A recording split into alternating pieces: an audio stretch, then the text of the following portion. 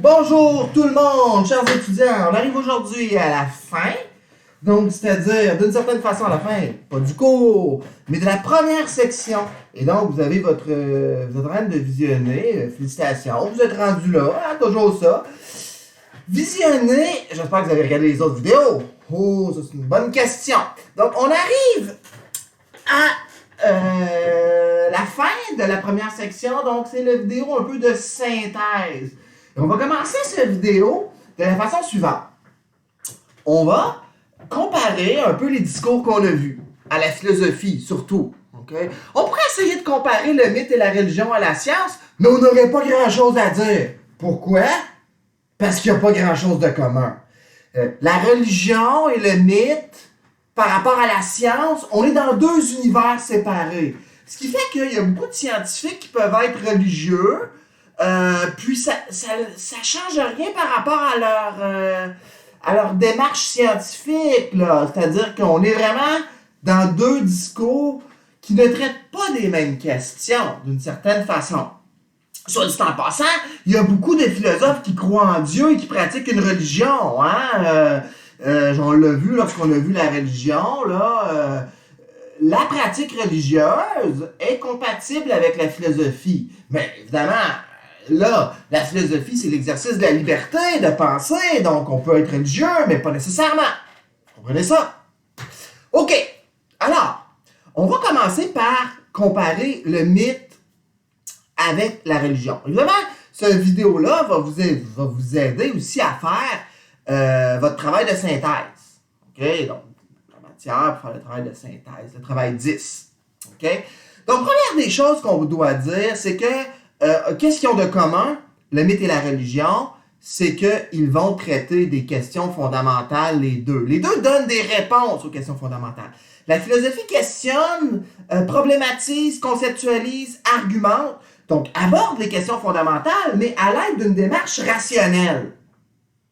Ce qui n'est pas le cas, comme tel, pour la mythologie et la religion, qui, eux, vont donner la vérité à travers un récit, une histoire cosmique, hein, qui part souvent du début des temps jusqu'à la fin, de la Genèse, hein, jusqu'à l'Apocalypse chez les chrétiens. Et donc, ça nous ouvre, on est toujours un peu dans une question de la spiritualité, comment vivre sa spiritualité. Et la vérité elle-même est donnée par une puissance spirituelle. Elle n'est pas, dans les mythes, l'objet d'une recherche rationnelle. On n'essaye pas par la raison de répondre à nos questions fondamentales lorsqu'on pratique une religion. Il y a déjà un prophète ou un poète, dans la mythologie grecque par exemple, qui est venu donner la réponse. Alors, les gens n'ont pas comme tel à questionner la voix de Dieu, à la problématiser. Ils ont à obéir et à avoir foi. La foi, c'est essentiel dans la doctrine religieuse. Tandis que la philosophie, c'est l'exercice de la liberté. Lorsqu'on répond à la question « Qu'est-ce qu'être libre pour moi, pour l'être humain? » si on veut y répondre rationnellement, on le fait par la philosophie. On ne le fait pas par la science. La science ne peut pas répondre à une question fondamentale. Et c'est la grande distinction entre le mythe et la philosophie d'un côté. C'est le type de question. On répond aux questions plus fondamentales. La philosophie, l'une plutôt, par la rationalité, et l'autre par des récits, des symboles, et on pourrait dire la foi, parce que si on adhère à une religion, il faut qu'on ait une certaine foi, une certaine confiance dans ce discours-là. Dans la philosophie, on a besoin de preuves. On a besoin d'avoir un discours nuancé. On a besoin de réfléchir. On a besoin de dialoguer, donc on a une méthode de dialogue, d'examen.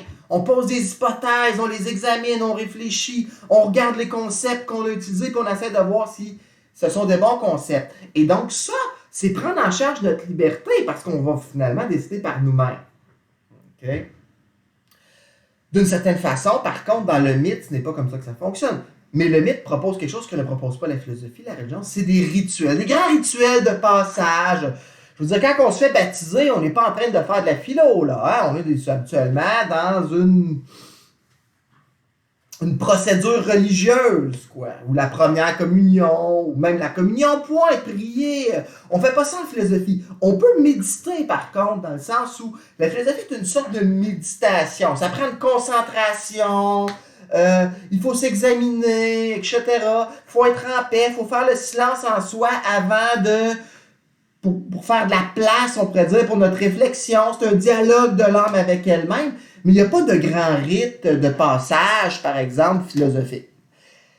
Les rituels viennent des religions. Okay? Dans une société où il n'y aurait plus du tout de religion, il y aurait moins de rituels, d'une certaine façon. Okay? Maintenant, si on veut comparer la science avec la philosophie, premièrement, c'est le type de questions qui change. On ne pose pas les mêmes questions. Parce qu'il y a des questions auxquelles on ne peut pas répondre par la simple réflexion. Et ça, c'est la science qui va répondre à ces questions-là. Parce qu'il faut aller faire des tests. Il faut aller interroger le réel. Et il faut, là, le faire de façon méthodique. Donc, c'est vraiment la méthode pour aller chercher des données probantes qui caractérisent, qui distinguent la science de la philosophie. Et donc, le genre de question. Parce que si on veut poser la question « Qu'est-ce que la justice ?», on n'utilisera pas comme telle la démarche scientifique. La démarche scientifique ne donne rien pour répondre à cette question-là. Ou comment être heureux? Ah là, c'est un peu différent. C'est par la philosophie qu'on va répondre à ça, comment être heureux. Mais la science peut nous donner des connaissances. Des connaissances, par exemple, il y a... au Québec, quelqu'un qui je me souviens plus c'est quoi de son nom, mais il faut aller voir, là, ça s'appelle l'Indice du bonheur. Puis il a écrit plusieurs livres là-dessus, l'Indice du bonheur. Puis c'est beaucoup, c'est un bonhomme là, qui a fait beaucoup de recherches scientifiques sur le bonheur, qu'est-ce qui rendait les gens heureux, etc. Ça veut pas dire que là, mettons, je sais pas moi, c'est démontré que ceux qui lisent sont plus heureux que ceux qui lisent pas. Ça veut pas dire que toi, tu as besoin de lire pour être heureux, etc. Mais connaître ces choses-là, ça peut nous aider dans notre quête de bonheur. Okay? Et là, la science va donner vraiment des réponses, surtout au comment, et non pas tant au pourquoi, qui est plus de l'ordre de la philosophie. La vérité que la science veut amener, ce n'est pas une vérité qui touche l'être entier. Notre propre être entier non plus. Si on fait des statistiques, ça nous touche, mais pas nécessairement toujours. Hein? Donc, la science ne s'intéresse pas, par exemple, à la finalité de l'être humain, là, au grand but que doivent se donner ces êtres humains. Ça, c'est la religion et la philosophie. Mettons, la philosophie, souvent, va dire, le but, la finalité de l'être humain, c'est le bonheur. La religion, mettons, chrétienne, juive, musulmane, va dire, c'est le salut de l'âme en Dieu. Ça, c'est les finalités, les grands objectifs de la vie. Ce pourquoi nous sommes là. Mais la science, demandez pas à la science de répondre à ça, là. Demandez pas à la science de vous dire qu'est-ce qu'il y a après la mort. Là, on peut faire des hypothèses, on peut les examiner philosophiquement, ou on peut regarder les religions, ce qu'ils nous disent. Mais la science, un scientifique ne va pas nous dire après la mort s'il y a de quoi ou s'il y a rien. Il peut dire, sur le plan physique, voici ce qui se passe quand on meurt. Bon, OK, on peut se faire une idée, ça peut nous inspirer, ça donne de la crédibilité à notre conception du monde. Okay? Mais un scientifique ne peut pas commencer non plus à faire référence à Dieu puis aux anges dans ses théories, là. Ça ne marche pas. Il doit faire référence à ce qui est visible, contrôlable et reproductible, parce qu'il doit pouvoir reproduire sa méthode. Okay? Et il doit pouvoir trouver les réponses à l'aide de la méthode scientifique. Et si c'est pas possible, c'est pas possible. Et donc, il y a des questions comme par exemple, qu'est-ce que le bien? Qu'est-ce que la justice? Qu'est-ce que le vrai? On ne peut pas trouver des réponses de façon scientifique à ça. C'est-à-dire, on ne peut pas faire une méthode de collecte de données, trouver des données probantes qui répondraient à ces questions-là. Et donc, on a une autre méthode qui est la méthode philosophique. Okay. Et donc, il y a beaucoup de points en commun entre la science, par contre, et la philosophie, parce que, à part du genre de questions là, que ces domaines-là, que ces deux disciplines-là, les questions auxquelles elles tentent de répondre, la démarche est très semblable. Il faut comprendre un problème, il faut poser des hypothèses, il faut les examiner, il faut réfléchir, il faut que nos concepts soient rationnels. Donc, il faut avoir des concepts qui sont rationnels, qui sont acceptables sur le plan de la rationalité. Il faut qu'on ait des preuves. On ne peut pas arriver pas de preuves. Il faut qu'on sache toujours qu'est-ce qu'on sait, qu'est-ce qu'on ne sait pas, de quoi on doit douter d'une certaine façon. Un bon scientifique, là, ça connaît le mystère des choses, là. Hein? C'est-à-dire que ça sait qu'il y a beaucoup de choses qu'on ne sait pas. Et les philosophes aussi savent ça. Okay? Donc, on n'est pas dans la foi, là. On part par nos propres moyens à trouver la connaissance. Donc, évidemment, on est ailleurs. Si on regarde maintenant chacun des sens de la vie qu'on a vus, on a parlé de 4 sens de la vie.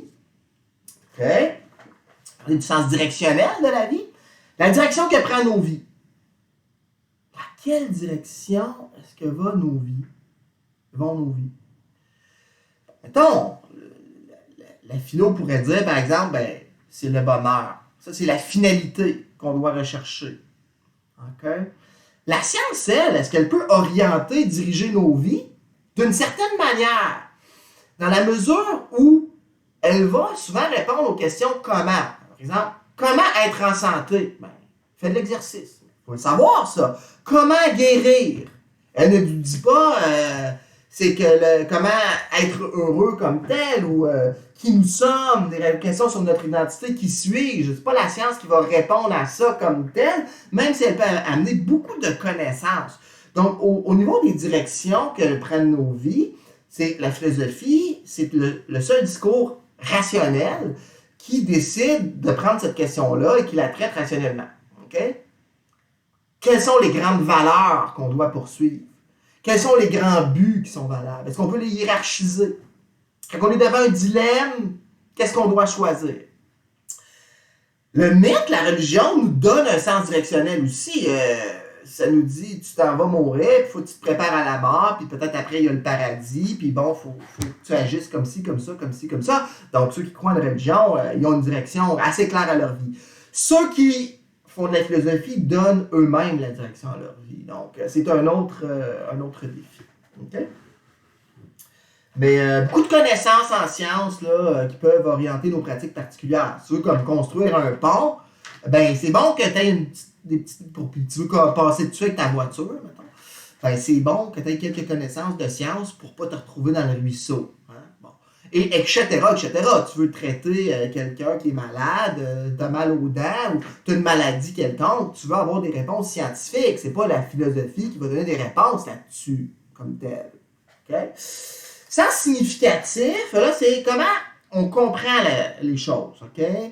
Une vie qui a du sens, une vie qui est compréhensible, qui est lisible, qui a une signification quelconque. C'est quoi la signification de la vie sur Terre, de notre vie, de ma vie à moi, Simon Beaudoin, et de votre vie à vous, là, chacun personnellement? Pas la science qui répond à ça, là. Oh, non. Il y a 2 discours encore. Ça peut être la religion, qui donne une signification à notre vie, préparation à la mort, par exemple. Okay? Ou la philosophie. La philosophie, il y a plusieurs philosophies qui donnent plusieurs significations différentes. On va en voir quelques-unes. Mais la philosophie le fait rationnellement. La science le fait à travers... la religion, pardon, le fait à travers des récits, des mythes, des symboles. Okay? La science, est-ce qu'elle dit quelque chose de la signification de la vie? Bien, certainement, elle dit, encore une fois, elle amène des connaissances qui nous permettent de donner une signification à plusieurs événements. Genre, un orage. Ça a une signification?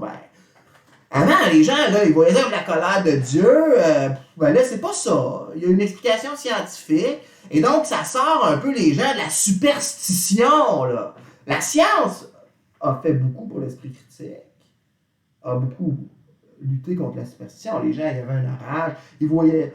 Je veux dire, il y avait, mettons, des problèmes dans leur champ, en agriculture, puis là, ils pensaient que c'était la colère des dieux, puis etc., puis là, ils allaient tuer du monde, ben, regarde, puis des maladies, là, c'est le démon. Bon, à un moment donné, là, beaucoup de superstitions. La science nous permet de comprendre des choses, c'est pour ça que c'est l'allié de la philosophie, en grande partie, pour lutter contre les préjugés, la superstition et l'obscurantisme. OK? Science et philosophie, ils vont main dans la main pour lutter contre ces trois fléaux, finalement. Les gens, dans leur conception du monde, il faut qu'il y ait un peu de crédibilité. Donc, il y a beaucoup de choses dont la signification ne peut être révélée que par la science. Et c'est des éléments souvent qui s'expliquent par des causes matérielles, mettons. Okay? Mais la signification de certains phénomènes sociaux aussi, ça peut être la science, ou de certains troubles psychologiques, ça peut être la science. Okay? Donc, c'est très intéressant, la biologie nous explique beaucoup de choses, les gènes, etc. Tout ça, là, bon, vous comprenez, là, vous connaissez un peu les sciences. OK? Donc, d'une certaine façon, la science va amener beaucoup de crédibilité dans la compréhension des choses, comprendre la vie. Maintenant, comprendre notre vie, puis comprendre la raison d'être de la vie et notre raison d'être. Wow! Ben là, ça, c'est la philosophie ou, à la limite, la religion. Maintenant, pour ce qui est du sens sensitif, une vie a du sens si elle a de la saveur, si elle est appréciable, si elle est bonne. On va dire une vie qui a du sens, une vie bonne, une vie qui goûte bon. T'es bien dans ta vie, t'es heureux. Bon, évidemment, la philosophie, elle nous permet de donner une saveur à notre vie pour autant qu'on en fasse de façon intelligente. Là. Bon, il y en a, il va dire, ben moi, la philo, n'aime pas ça. C'est pas ça l'affaire. C'est que la philosophie, elle nous permet d'éviter l'erreur. C'est une quête de sagesse, c'est un amour de la sagesse. C'est réfléchir pour agir de façon plus sage et avoir une compréhension plus sage. Je peux vous garantir, depuis toujours, les êtres humains ont constaté que la sagesse était une source de bonheur importante. Plusieurs disaient que c'est le bonheur même. C'est-à-dire que quand on est sage, on prend des bonnes décisions. Quand on prend des bonnes décisions, puis on trouve le bonheur. Vous comprenez? Même que la philosophie elle-même est une recherche de bonheur. OK? Recherche d'un certain bonheur. De sagesse. Si on parle de la saveur qu'amène la religion, on pourrait dire que c'est le sens du sacré, le rite, la religiosité, la relation avec un Dieu. On peut croire et être philosophe, je l'ai déjà dit, on peut trouver une religiosité dans certains types de philosophie, comme Platon par exemple, on va voir une forme de religiosité, alors qu'il n'y en a pas du tout chez Épicure, on va le voir aussi.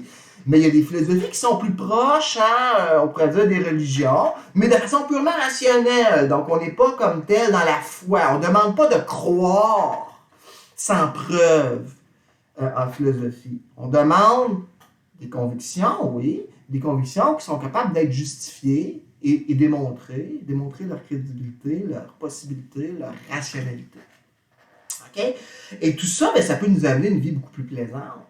Réfléchir, par exemple. Parce qu'en même temps, la religion, elle a donné le sens du sacré, mais historiquement, elle a aussi beaucoup limité les êtres humains. Elle les a mis dans des cadres, etc. Donc, si on regarde l'histoire des religions, force est de constater qu'elle n'a pas mené toujours l'humanité au plaisir, à la joie et au bonheur. Là. OK?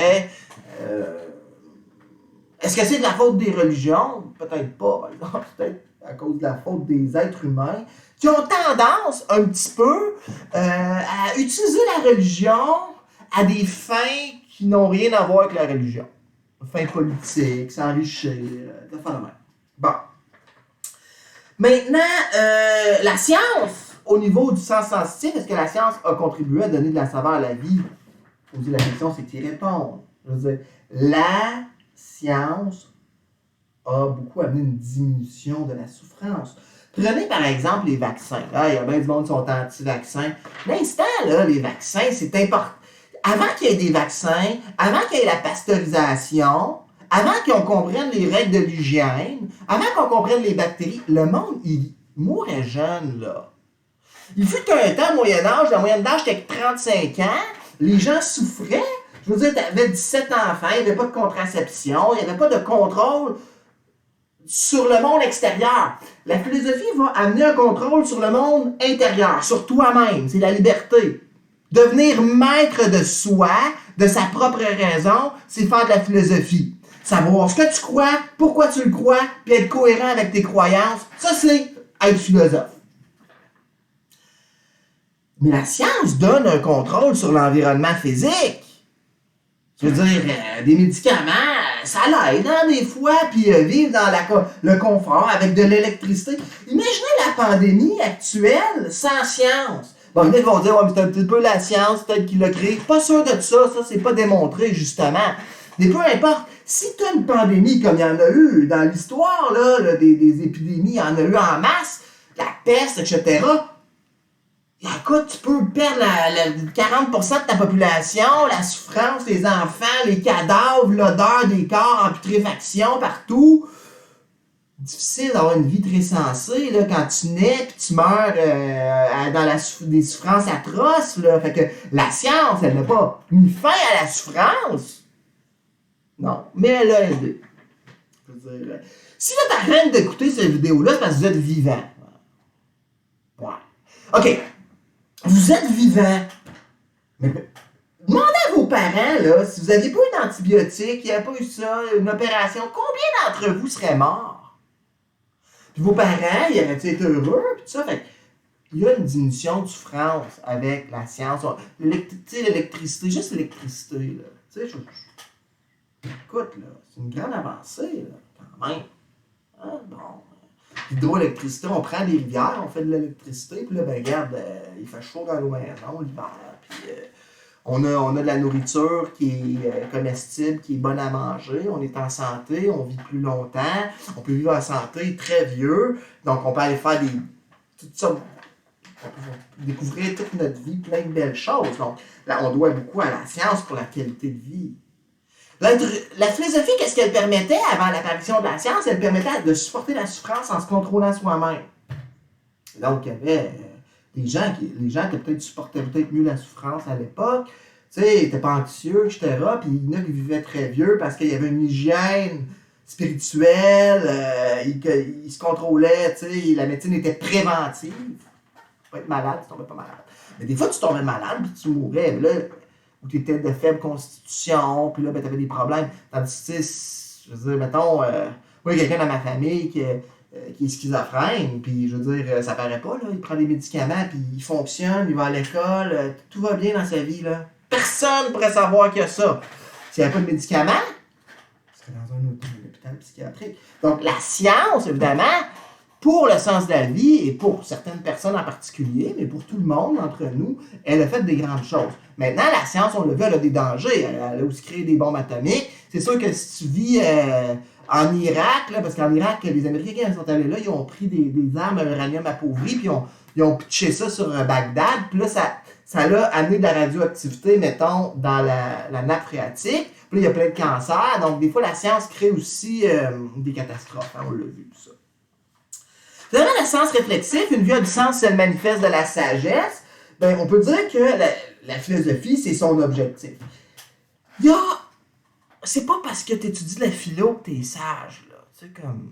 Non, mais. Je veux dire, ça devrait aider. Un bon philosophe, c'est un philosophe qui atteint la sagesse, ou qui s'en rapproche, ou qui est toujours dans une quête, puis qui, d'une certaine façon, il est dans l'ouverture aux autres, il est dans l'ouverture à soi-même, il est dans la rationalité, donc il prend des bonnes décisions, puis habituellement il devient plus sage. La sagesse amène un plus grand bonheur, une plus grande force intérieure. Cette force intérieure-là, elle n'est pas gaspillée dans des mauvaises activités, des mauvaises décisions, mais elle est toujours investie pour l'amélioration de soi, puis à un moment donné, ben, on se sent solide dans la vie. Ça, c'est un long processus, puis ça n'arrête jamais. À un moment donné, on va mourir, il faut se préparer à vivre ses deuils, etc. On va avoir des philosophies, on va voir la sagesse qu'elle nous propose, puis c'est super intéressant. La pensée de Platon est fantastique, Aristote aussi, etc. Ça nous donne vraiment une orientation, ça nous dit comment vivre, ça nous dit qu'est-ce qu'on doit rechercher, c'est quoi le sens de la vie, c'est quoi le bonheur, comment l'atteindre, etc. Donc, c'est sûr que la philosophie, elle, rend plus sage. Il y a beaucoup de sagesse dans les religions, il y a beaucoup de sagesse dans les mythes, mais il n'y a pas nécessairement beaucoup d'esprit critique. Et s'il n'y a pas d'esprit critique, il n'y a pas de sagesse. Et donc, d'une certaine façon, il y a de quoi nourrir l'esprit de sagesse dans les religions. Tu sais, je veux dire, tu lis l'Évangile ou la Bhagavad Gita, mettons, ça c'est un texte sacré hindou, c'est d'une sagesse, c'est plein de sagesse. Mais après ça, il faut avoir l'esprit critique, puis donc, il faut être capable d'en prendre dans l'essai, de réfléchir, etc. Mais il y a de la sagesse. Maintenant, est-ce que tous les religieux ont été sages? Non, pas du tout. Et même, la plupart des études scientifiques, je pourrais essayer de les trouver, là, je les ai envoyées à mes étudiants les dernières années, je pense que je l'ai quelque part, mais les études scientifiques qui ont été faites sur la pensée religieuse et l'éthique ont démontré que les gens qui n'avaient pas de pratique religieuse étaient, et toutes les études ont démontré ça, là, étaient généralement, statistiquement, plus morales que ceux qui croyaient. Et une des raisons invoquées pour ça, c'est que les gens qui croient souvent pensent que Dieu les aime parce qu'ils croient, que ça leur permet d'être immoral, etc. Il faut dire aussi que les gens, en tout cas, les populations très croyantes sont souvent moins éduquées. De façon statistique encore, il peut y avoir des croyants. Je ne dis pas le Ricard. Moi, mon philosophe préféré, c'est un philosophe chrétien, puis il est croyant. Là, je veux dire, puis en termes d'intelligence, il est au sommet de l'humanité. Là. Donc, mais quelque part, il n'y a pas toujours tant de sagesse que ça. La science, les scientifiques, la science quand même, elle développe l'esprit critique pour ceux qui font de la science. Mais pas nécessairement la sagesse, c'est-à-dire l'amour du bien, l'amour du beau. Donc, la science, on peut être un scientifique sage ou pas sage, mais normalement, la science devrait développer l'esprit critique et elle devrait même développer l'esprit point, la rationalité. Donc, ça devrait collaborer à la sagesse de l'humanité. Maintenant, la science, ce n'est pas son objectif. La science a pour des objectifs, la plupart du temps, techniques. Construire un ordinateur, avoir un manteau qui coupe le vent mais qui respire, faire une peinture qui dure plus longtemps. Donc, c'est souvent lié à des intérêts industriels, faire un médicament, donc, etc. Plus qu'à une recherche de sagesse. Là. Ça, c'est sûr. Donc, la science, elle nous donne beaucoup de pouvoir, mais pas nécessairement beaucoup de sagesse. C'est ce qui termine cette première section de cours. Dans la deuxième section de cours, nous allons voir Platon, Aristote, Épicure, en fin de session. Moins de vidéos, mais des petits. Il va toujours y en avoir comme ça. Alors, bonne chance pour la remise de vos devoirs. Hasta la vista.